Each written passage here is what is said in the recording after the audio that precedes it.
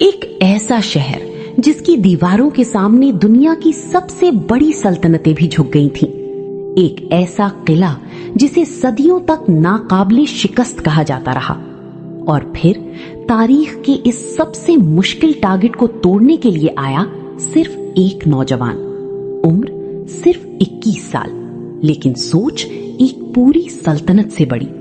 اور جب وہ لمحہ آیا تو زمین ہل گئی، سمندر بدل گیا اور آسمانوں میں گونج اٹھا اللہ اکبر۔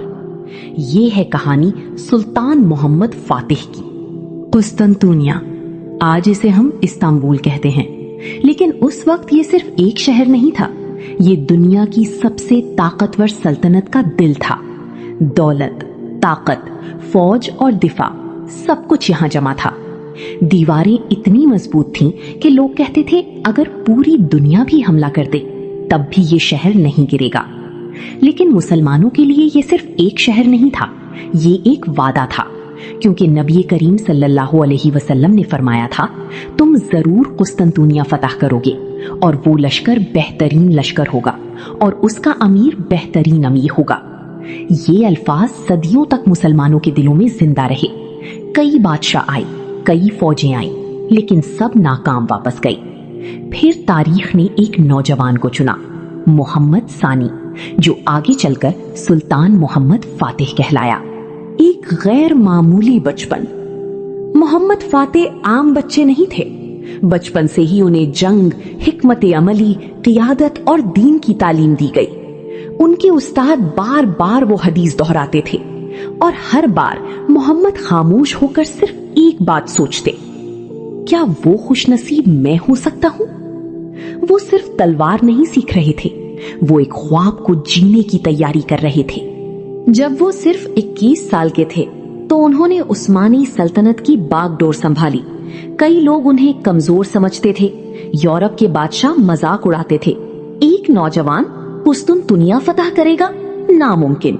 لیکن انہیں نہیں پتا تھا یہ نوجوان عام نہیں تھا، یہ ایک مشن تھا۔ سلطان محمد نے سب سے پہلے ایک عظیم فوج تیار کی، سپاہی، گھوڑے، جنگی سامان، سب کچھ اکٹھا کیا گیا۔ اور پھر دنیا نے ایک ایسی چیز دیکھی جس نے سب کو ہلا دیا، بازنطینی توپ، بزرگ توپ۔ یہ کوئی عام توپ نہیں تھی، اس کا ہر گولہ دیواروں کو ہلا دیتا تھا۔ دن رات لوہا پگھلایا گیا، لوہار کام کرتے رہے، اور ایک خوفناک جنگی ہتھیار تیار ہو گیا۔ قسطنطنیہ کی دیواریں صرف دیواریں نہیں تھیں، یہ ایک مکمل دفاعی نظام تھا۔ 3 تہیں، اونچے برج اور گہری خندقیں۔ رومیوں کو مکمل یقین تھا یہ شہر کبھی نہیں گرے گا۔ لیکن سلطان صرف طاقت سے نہیں لڑ رہے تھے، وہ عقل سے لڑ رہے تھے۔ شہر کے اندر داخل ہونے کے لیے سمندر اہم تھا، لیکن رومیوں نے وہاں ایک لوہے کی زنجیر ڈال دی تھی۔ یہ زنجیر عثمانی جہازوں کو روک رہی تھی، یہ سب سے بڑا مسئلہ تھا۔ لیکن سلطان کے پاس ایک انوکھا حل تھا، وہ رات جس نے تاریخ بدل دی۔ رات کا وقت تھا، خاموشی چھائی ہوئی تھی، اور پھر ایک ناممکن کام شروع ہوا۔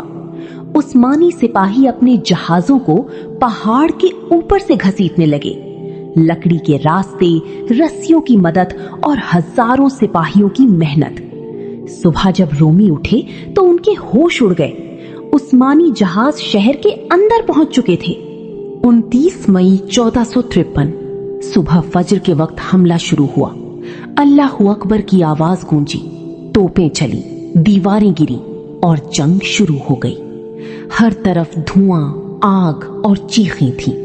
شہنشاہ خود میدان میں تھا، لیکن اب کچھ بچا نہیں تھا۔ ایک دیوار گری اور عثمانی فوج اندر داخل ہو گئی۔ سلطان محمد شہر میں داخل ہوئے، لیکن فخر کے ساتھ نہیں، بلکہ عاجزی کے ساتھ۔ وہ گھوڑے سے اترے، سجدہ کیا اور اللہ کا شکر ادا کیا۔ تاریخ بدل گئی۔ اس دن کے بعد دنیا بدل گئی۔ قسطنطنیہ ایک نئے نام سے پہچانا گیا، اسلامبول یعنی استنبول، اور عثمانی سلطنت دنیا کی بڑی طاقت بن گئی۔ مزید ایسی تاریخی سچی کہانیوں کے لیے ابھی ڈینزا ہسٹری کو سبسکرائب کریں اور بیل آئیکن دبا دیں۔